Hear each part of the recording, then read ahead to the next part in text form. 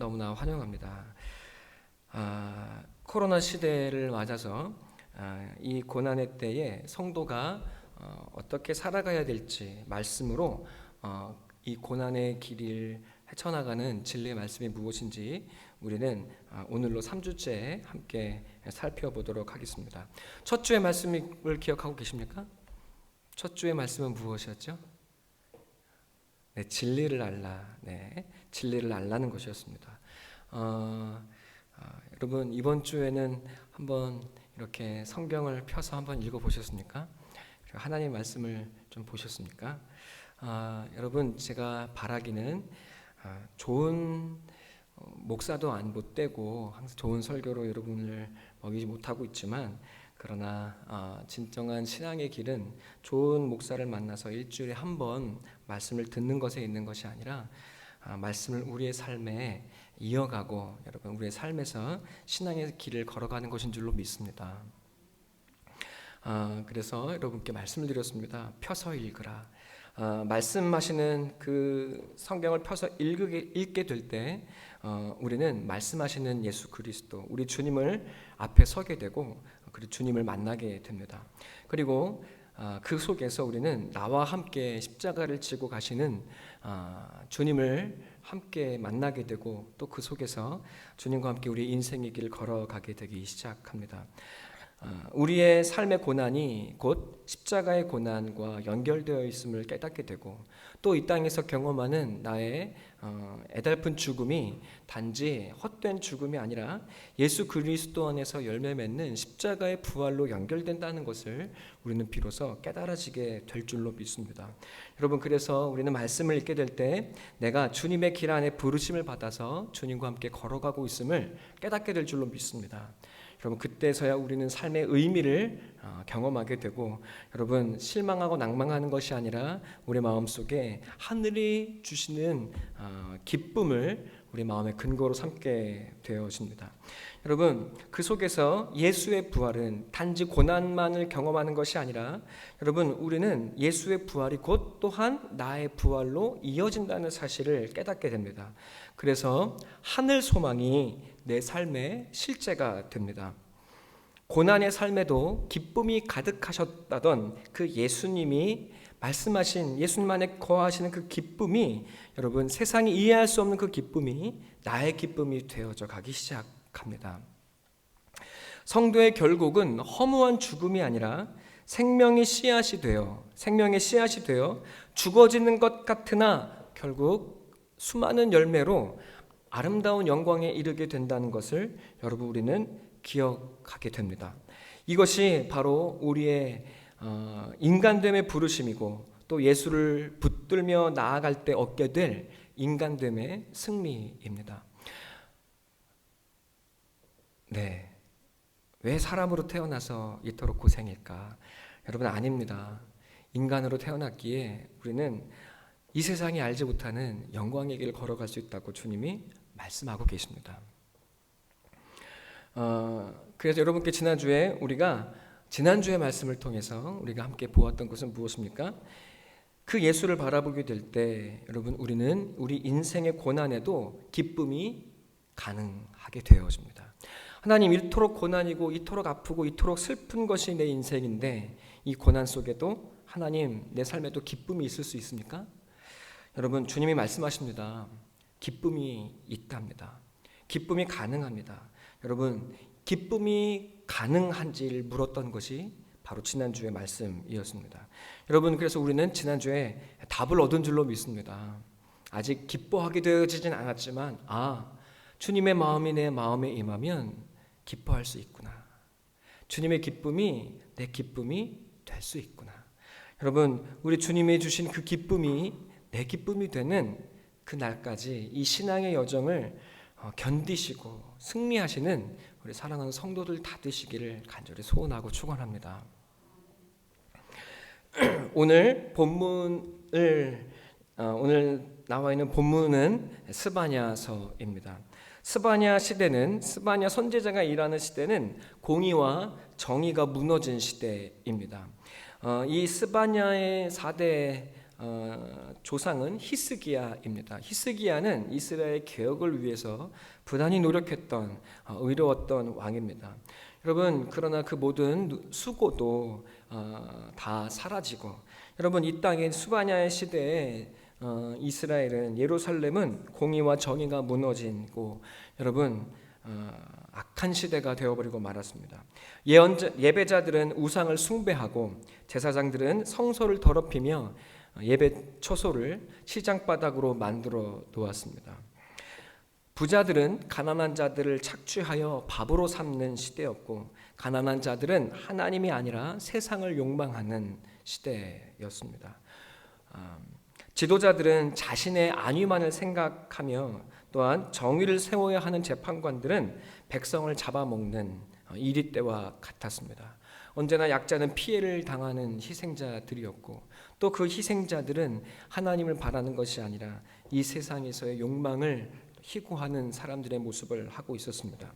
여러분, 그래서 하나님은 스바냐 시대를 향한, 이스라엘을 향해서 스바냐 3장 1절에 하나님은 이렇게 말씀하십니다. 패역하고 더러운 곳, 포악한 성읍이라고 일컬으십니다.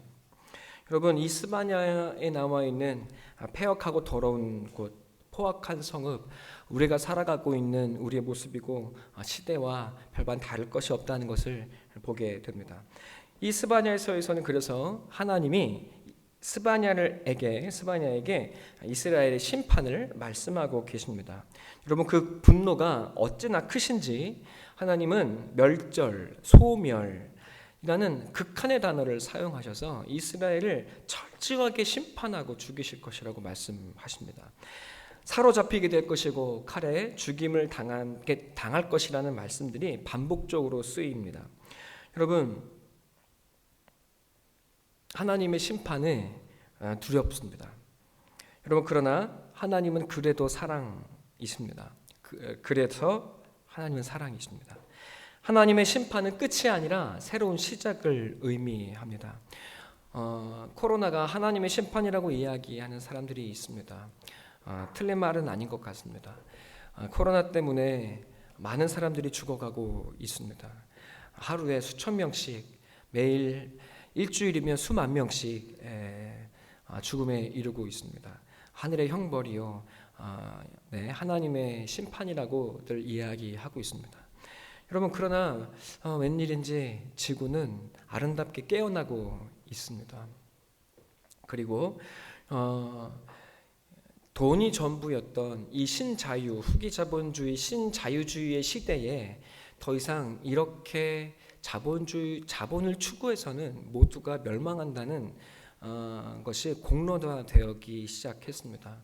그래서 수많은 나라들이 수백조씩, 우리가 그토록 앙망하는 미국도 4일 만에 200조를 통과시켜서 일반 서민들에게 기본소득을 제공해야 된다는, 여러분, 이것은 단순한 사건이 아니라 20세기를 주름잡던 신자유주의의 시대가 더 이상 지속될 수 없다는 것을 의미합니다. 이제 인류는 새로운 선택의 기로에 섰습니다. 예전의 길을 계속 갈 것이냐, 그래서 멸망의 길로 갈 것이냐, 아니면 우리 모두가 더불어 살아가는, 그리고 지구를 아끼는 시대를 살아갈 것이냐. 여러분, 우리가 지혜를 모아야 할 때가 되었습니다. 여러분,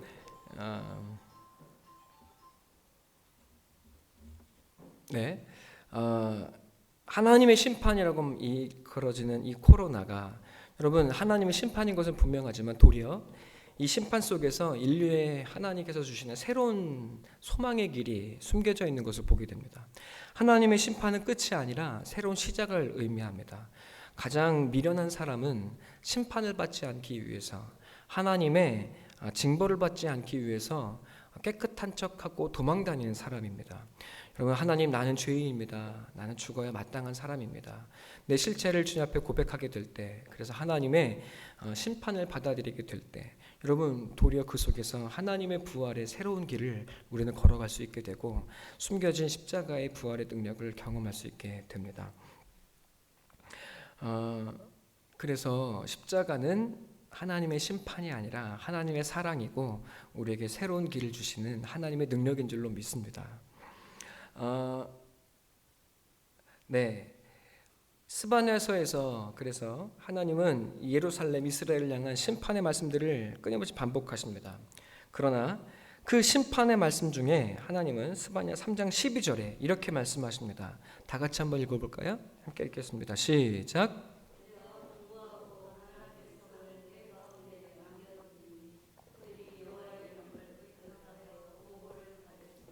아멘. 주의 이름을 의지하고 온순하고 겸손한 사람들을 하나님은 남겨두시겠다고 말씀하십니다. 이스라엘은 하나님의 이 심판이라고 하는 엄청난 시련과 고난 앞에 서 있습니다.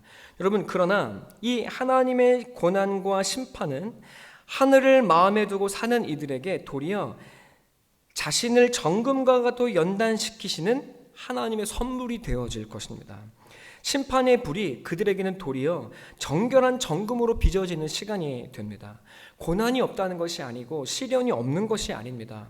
여러분, 그러나 믿는 자들에게 이 하나님의 심판, 인생에 주어지는 시련과 고난은 단순히 고난으로 끝나는 것이 아니라 정금같이 연단하시는 하나님의 불꽃이 되어진다고 말씀하십니다. 여러분, 그 속에서 사람은, 하나님의 믿음의 사람들은 세상의 헛된 것들에 미혹되지 않고 오만에 빠지지 않는 단련된 인격을 얻게 됩니다. 믿음의 사람들이 시련의 불꽃 속에서도 노래하고 즐거이 외쳐야 하는 것은 바로 이러한 이유 때문에 그렇습니다. 주 안에 사랑하는 성도 여러분, 세상의 사람들은 고난을 피하기 위해서 보험을 듭니다. 그러나 믿는 사람들은 예수 그리스도가 주시는, 하나님이 주시는 고난을 나의 연단의 시간들로 받아들입니다. 그리고 이 과정을 통과하면 하나님 앞에 부끄러울 것이 없는 거룩한 백성으로 설 것을 담대하게 믿게 됩니다. 여러분, 그렇게 믿는 자는, 그 믿음으로 살아가는 자는 아름답게 연단되어집니다. 기쁨의 소망으로 인생을 살아내기 시작합니다. 굳게 믿는 자는 굳게 서게 됩니다. 원래 하나님께서 우리 교회에 주신 말씀입니다. 굳게 믿지 아니하면 굳게 서지 못하리라고 하나님은 말씀하십니다. 여러분, 이 말씀 앞에 우리는 마태복음에 나와 있는, 그리고 마가복음에 나와 있는 한 아버지의 음성을 듣습니다. 귀신 들려 죽어가는 자식을 붙들며, 여러분, 예수님 앞에 섰던 이 아버지는 주님 앞에 이렇게 외칩니다. 주님, 내가 믿습니다. 나의 믿음 없음을 도와주소서. 죽어가는 자식을 끌어안고 하나님 앞에 나아갈 때, 주님 앞에 나아올 때 도무지 믿어지지 않지만, 주님, 나는 주님을 믿습니다. 나의 믿음 없음을 주여 붙들어 달라고 기도하게 될 때, 여러분, 주님은 그 아버지를 주님의 구원의 길로 인도해 가십니다. 우리도 이 아버지처럼 날마다 외칩니다. 주님, 내가 믿습니다. 나의 믿음 없음을 도와주십시오. 여러분, 이것이 우리의 실존입니다. 또 이렇게밖에 고백할 수 없는 것이 우리의 현실이고 나의 믿음의 미천입니다. 여러분, 성도는 이 고난 앞에 그렇게 울부짖으면서도 여러분, 매달릴 수 있는 분이 주님밖에 없어서 여러분, 주님께 나와 이렇게 눈물로 부르짖기 시작합니다. 주님, 내가 믿습니다. 나 좀 도와주십시오. 여러분, 이 믿음의 고백, 이 눈물의 기도 속에 여러분, 하나님은 우리를 정금과도 같이 거룩한 믿음의 백성으로 우리를 빚어가시고 기어코 우리를 온전한 주의 백성으로 만들어내시는 그 은혜 앞에 서게 하셔서 마침내 우리의 입술이 하나님을 찬양하는 기쁨으로 가득하게 해주실 줄로 믿습니다. 이것이 하나님의 약속입니다. 그리고 성도를 향한 하늘의 축복입니다. 우리는 결국 이렇게 되어질 줄로 믿습니다. 이것이 우리의 길입니다. 여러분, 스바냐는 여호와께서, 스바냐라는 이름의 뜻은 여호와께서 숨기셨다는 뜻입니다. 하나님은 스바냐에게 심판을 선포하십니다. 그러나 스바냐는 그 속에 숨겨진 하나님의 사랑을 발견합니다. 깨닫습니다. 주 안에 사랑하는 성도 여러분, 우리의 삶은, 우리의 인생은, 인류의 모습은 그저 아픔이요 죽음이요 고난밖에 없는 것 같습니다. 이것이 하나님께서 우리에게 주신 전부입니까? 하나님께서 굳이 사람을 흙으로 비추셔서 우리에게 주신 것이 고작 이 고난뿐입니까? 여러분, 그러나 우리의 눈을 들어 숨겨진 하나님의 뜻을 발견하게 될 때 여러분, 이 고난 속에 어마무시한 하나님의 사랑이 숨겨져 있음을 우리는 깨닫게 되어집니다. 하나님은 심판하시지만 심판하시는 하나님이 그 심판 가운데 우리와 함께 하신다고 말씀하십니다.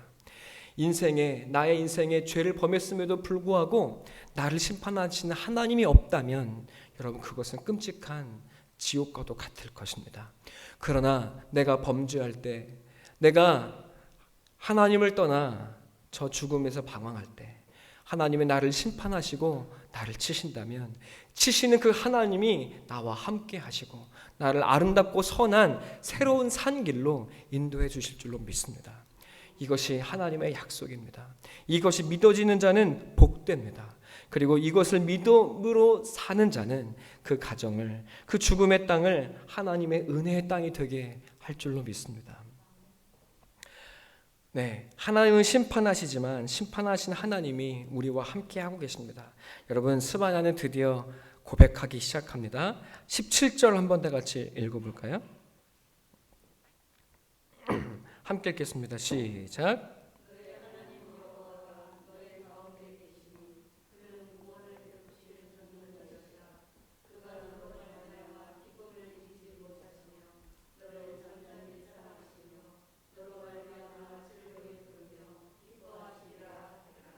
아멘.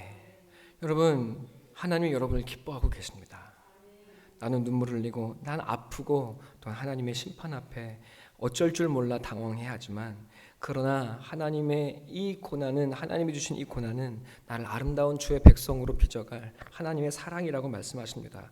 그래서 하나님이 나를 보시고 기뻐하여서 몸둘 바를 모르고 계신다고 말씀하고 계십니다.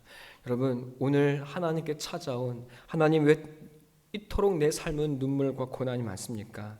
하고 찾아온 주님 앞에 하나님께서 주시는 하늘의 위로요 약속인 줄로 믿습니다.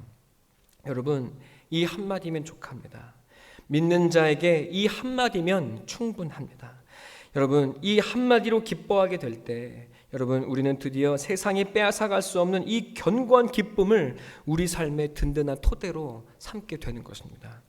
많은 사람들이 이 땅의 것으로 자신의 토대를 삼습니다.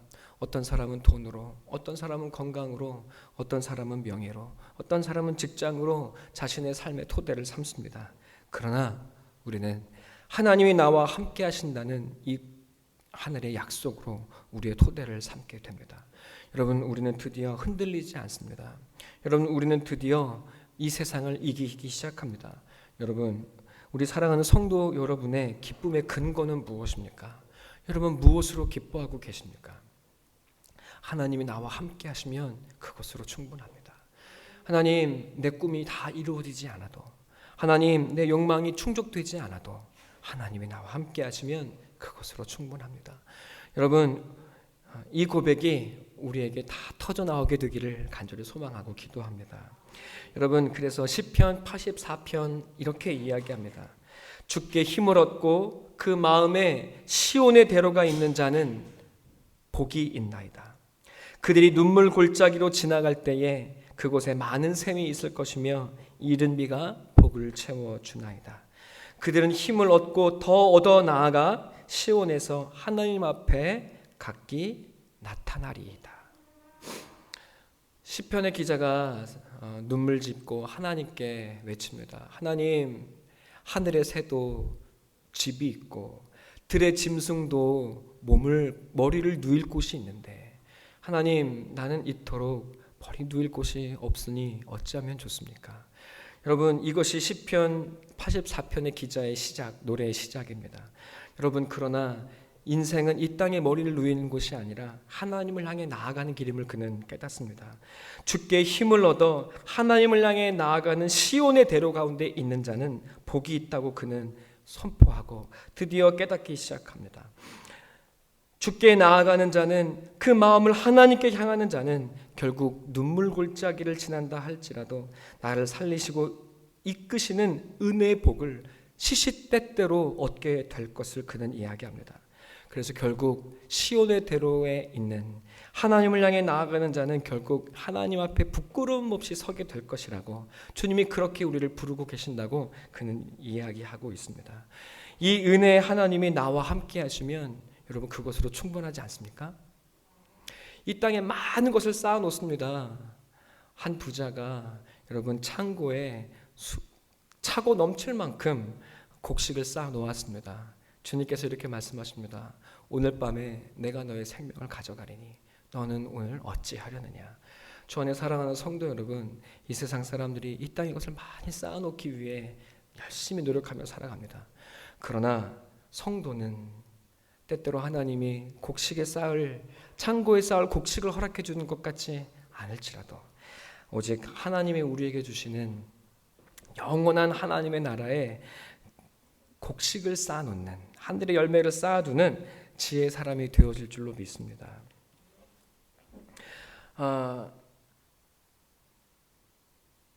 여러분 무엇을 얻기 위해 살아가십니까? 또 무엇을 놓지 못해 괴로워하고 계십니까? 오늘 주님이 기뻐하라고 말씀하십니다. 내가 너와 함께 있지 아니하냐. 오늘 주님 우리에게 말씀하고 계십니다. 이제 우리는 이 하나님이 나와 함께 하신다는 이 하늘의 선포 앞에 서게 될 때 드디어 지난주에 멀게만 느껴졌던 그 하박국의 노래를 부르게 될 수 있습니다. 내 속에서 창자가 떨리고 튀어나올지라도, 여러분 무화과 나무에 열매가 없고 소출이 없고 외양간에 소가 없을지라도 나는 하나님으로 말미암아 기뻐합니다. 여러분 이 세상의 기쁨이 아니라 하늘의 기쁨, 하나님이 주시는 기쁨으로 든든히 여러분의 토대를 삼고 세워져가는 우리 사랑 성도가 되기를 간절히 소망하고 기도합니다. 여러분 그 하나님이 나와 함께 하신다는, 그래서 내 마음속에 하나님이 함께 하시는, 그래서 이 인생의 결국은 하나님의 영광에 이르게 될 것을 믿는 자는 기뻐하게 되고, 여러분 그 기쁨을 소유한 자는에게 하나님이 드디어 말씀하고 계십니다. 그 하늘의 기쁨을 품고 기뻐하는 자에게 오늘 하나님께서 주시는 당부의 말씀이 무엇입니까? 오늘의 결론입니다. 16절 다 같이 읽겠습니다. 함께 읽겠습니다. 시작.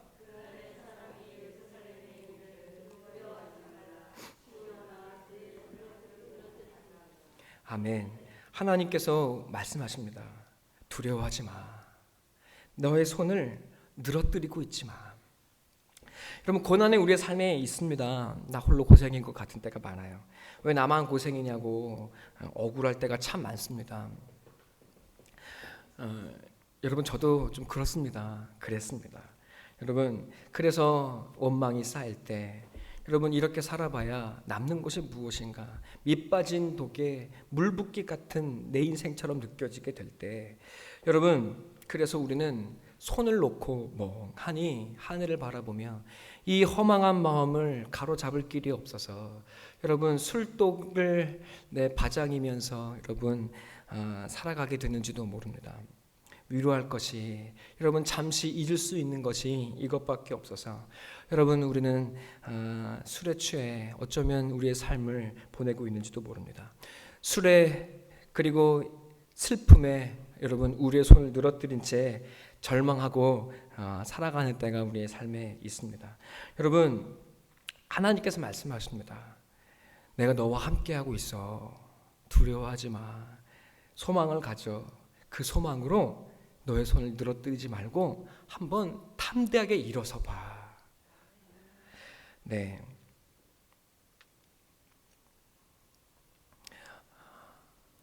너무나 아름다운 그리고 엄청난 하나님의 위로의 말씀이죠. 네, 그 눈물을 지어본 사람만이 내 손을 늘어뜨리지 말라는 이 하나님의 위로가 얼마나 큰 것인지 깨닫게 될 줄로 믿습니다. 여러분 마냥 기뻐만 하고 있는 것이 아닙니다. 하나님이 나와 함께 하시니 그냥 기뻐. 여러분 그냥 고양된 감정으로 그치는 것이 아니라고 말씀하십니다. 내가 너와 함께 하고 있어. 절망하며 저 땅만 바라보고 있지 마. 여러분 뭐라고 말씀하십니까? 너의 손을 들라고 말씀하십니다. 요한복음 5장에 38년 된 병자가 여러분 자기를 물에 넣어주는 이가 없어서, 나를 넣어주는 이가, 도와주는 이가 없다고 원망하며 여러분 그저 하늘만 바라보고 살아갈 때 예수님이 찾아오시고 그를 일으켜 세우십니다. 그가 무엇을 합니까? 그는 그의 손에 자기의 깔고 앉았던 자리를 들고 일어나 하나님을 향해 나아가기 시작합니다. 주 안에 사랑하는 성도 여러분, 손을 든다는 것이 무엇일까요? 여러분, 이것이 하나님께서 오늘 우리에게 주시는, 여러분 각자가 받아야 할 하나님의 사명인 줄로 믿습니다. 여러분 삶에 정의를 세워 가십시오. 하나님의 말씀을 공의로 삼으시고 공의롭게 행하십시오. 하나님을 찾는 예배자가 되시고 여러분이 가정의 제사장이 되십시오. 여러분 슬픔에 고개를 숙이고 절망으로 술로 세상의 고난을 잊으려 하지 마시고 여러분 하나님의 말씀을 여러분의 손에 붙들고 예수님을 붙들어 일어서는 자가 되시기를 간절히 소원하고 축원합니다. 여러분 직장에서 정의로운 사장이 되시고 인애로운 사장이 되시고 또 그런 직원이 되어지시기를 바라고 축원합니다. 여러분은 하나님이 세우신 이 땅의 작은 예수인 줄로 믿습니다. 언제까지 내게 고난을 줄 것이냐고 원망하고 눈물로 부르짖는 자가 되지 마시고 여러분 예수님이 하나님이 나와 함께 하심을 믿으시고 담대히 일어서는 자가 되기를 축원하고 소원합니다. 그것을 주여 믿사오니 나의 믿음 없음을 도와주시옵소서 외치시고 기도하십시오. 그래서 하나님이 나와 함께 하신다는 사실을 깨닫게 되시고 여러분 하나님이 주시는 나와 함께 하신다는 그 소망으로 여러분 담대히 일어서는 자가 되어주십시오. 여러분 그래서 여러분의 직장에서 여러분 하나님의 뜻을 행하는 자가 다 되시기를 간절한 마음으로 소원하고 기도합니다. 여러분 제가 존경하고 좋아하는 교수가 있습니다. 쇠기라고 하는 신영복 교수입니다. 신영복 교수가 이렇게 이야기했습니다. 머리 좋은 자는 마음 좋은 자만 못하고 마음 좋은 사람은 손 좋은 사람만 못하고 손 좋은 사람은 발 좋은 사람만 못하다라고 이야기합니다. 무슨 뜻인지 이해가 되십니까? 여러분 저는 복음을 머리로만 이해했습니다. 그러나 그 복음으로 아파하는 눈물 짓는 성도들의 마음은 그렇게 살아내지 못하는 성도들의 삶은 도무지 이해하지 못했습니다.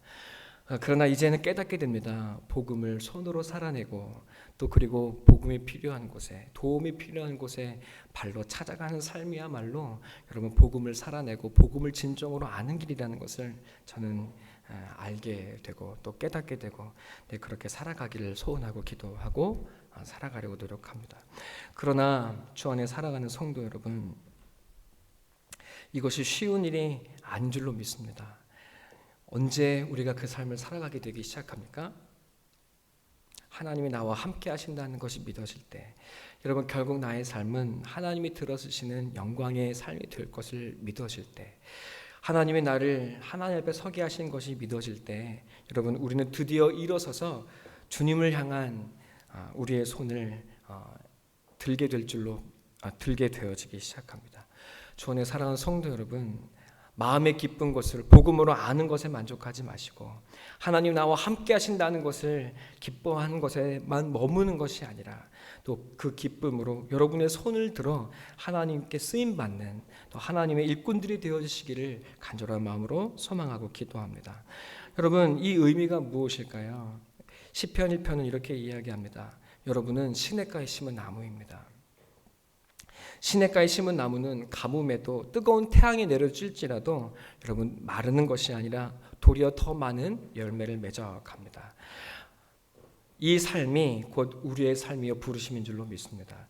여러분 이렇게 말씀을 드려도 아직 그 삶이 어떤 것인지 좀처럼 감이 잘 안 잡히시죠? 우리 잠언 31장을 한번 보도록 하겠습니다.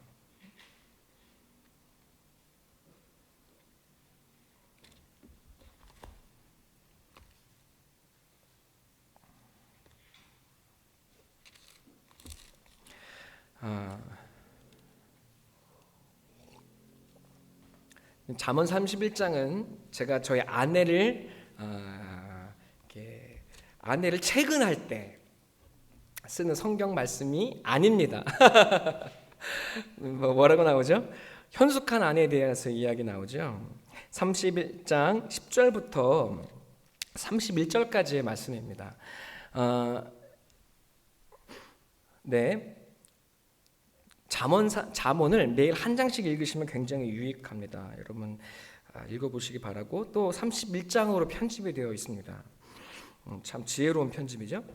근데 이 31장의 마지막은 신기하게도 현숙한 아내에 대한 이야기로 마무리가 됩니다.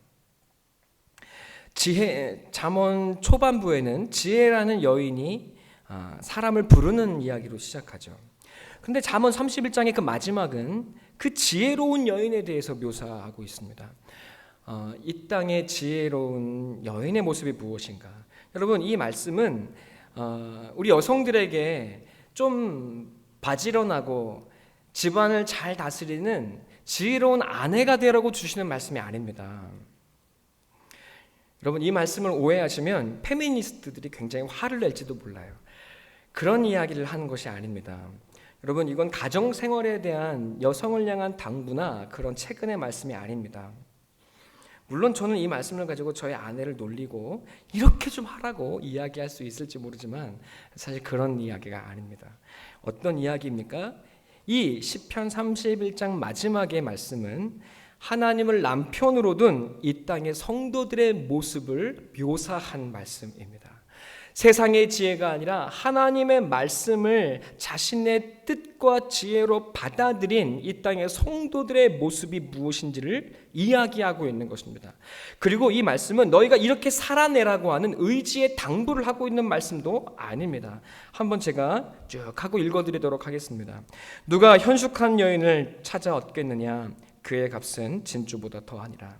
그런 자의 남편의 마음은 그를 믿나니 산업이 핍절하지 아니하겠으며 그런 자는 살아있는 동안에 그의 남편에게 선을 행하고 악을 행하지 아니하느니라.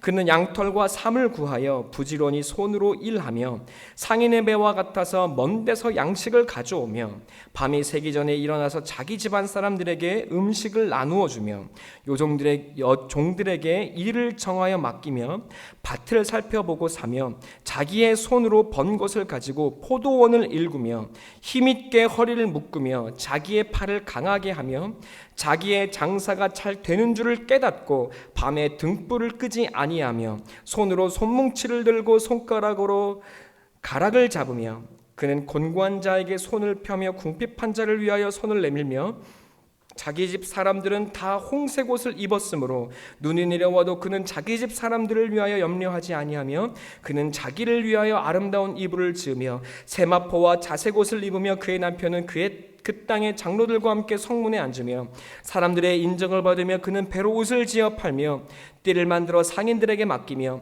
능력과 존귀로 옷을 삼고 후일을 웃으며 입을 열어 지혜를 베풀며 그의 혀로 인내의 법을 말하며 자기의 집안을 이를 보살피고 게을리 얻은 양식을 먹지 아니하나니 그의 자식들은 일어나 감사하며 그의 남편은 칭찬하기를 덕행 있는 여자가 많으나 그대는 모든 여자보다 뛰어나다 하느니라. 고운 것도 거짓되고 아름다운 것도 헛되나 오직 여호와를 경외하는 여자는 칭찬을 받을 것이라. 그 손의 열매가 그에게로 돌아갈 것이요 그 행한 일로 말미암아 성문에서 칭찬을 받으리라. 아멘. 여러분, 그냥 이 말씀을 액면 그대로 한 여성이, 한 아내가 가정에서 이런 삶을 사는 것도 영광일진데 이 말씀은 단지 거기에 머무는 것이 아니라, 그것을 표현하고 있는 것이 아니라 이 땅에서 하나님의 부르심을 받은 백성들의 영광의 모습이 무엇인지를 하나님의 말씀을 지혜로 삼아 그 삶에 순종하는, 그래서 어려움과 고난이 올지라도 하나님이 나와 함께 하심을 믿고 기뻐하며 소망으로 그 손을 들고 사명을 위하여 살아갈 때, 여러분, 이 땅의 하늘의 성도들이 이루게 될 하늘의 영광과 여러분 그 사람을 어미로 둔 이 땅의 자녀들의 삶이 어찌 이토록 아름답고 귀할 것인지를 우리에게 설명하여 보여주는 말씀입니다. 여러분, 그러니까 이 말씀은 하나님을 믿음으로, 소망으로, 그 하나님을 향한 소망으로 이 땅의 고난과 역경을 감사와 기쁨으로 살아내며 여러분 그 손을 들어 주의 말씀을 위해 살아가는 이들의 모습이 여러분 이토록 아름답게 될 것을 약속하고 또 이것이 우리 성도들의 영광인 것을 하나님은 우리에게 보여주시고 말씀하고 계십니다. 여러분은 하나님의 영광을 드러내는 신부입니다.